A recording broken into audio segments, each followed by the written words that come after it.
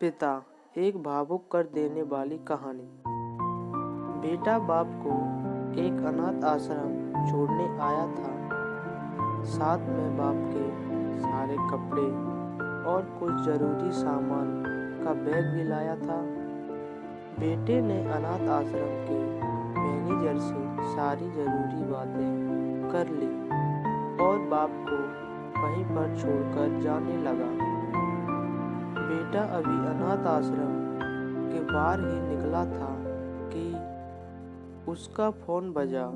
Phone उसकी पत्नी का था, जो दूसरी तरफ से पति को कह रही थी, वापस आने से पहले ससुर जी से कह देना कि किसी छुट्टी या त्योहार पर हमसे मिलने नहीं आएंगे तो भी चलेगा।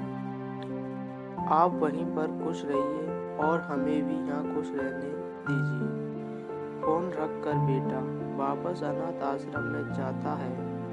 बेटे की नज़र अपने बूढ़े पिता पर पड़ती है, जो अनाथ आश्रम के मैनेजर से हंस कर बातें कर रहे थे और काफ़ी खुश भी लग रहे थे। बेटा सोच में पड़ जाता है कि उसका पिता अनाथ आश्रम के मैनेजर को कैसे जानता है।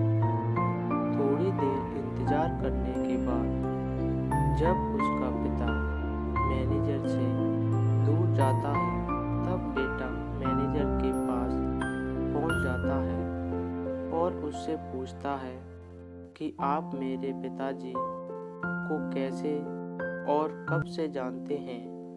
मैनेजर बेटे को बताता है, मैं तुम्हारे पिता को कई सालों पहले तब से जानता हूँ जब वह अनाथ आश्रम में एक अनाथ बच्चे को गोद लेने आए थे। दोस्तों, कुछ समझ में आया? अब आप ही बताएं, सच में अनाथ कौन था? वह बेटा जो अपने बाप द्वारा बिना उसे बताए किए गए इतने बड़े उपकार के बदले उनकी आखिरी समझ में इस तरह ठोकर मार रहा था।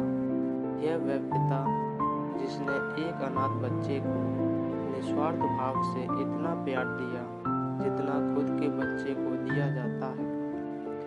दोस्तों, अपने माता पिता की कदर करना सीखो, क्योंकि आप नहीं जानते होंगे कि उन्होंने आपसे क्या क्या छुपा रखा है। कितने बलिदान, कितने त्याग उन्होंने आपके लिए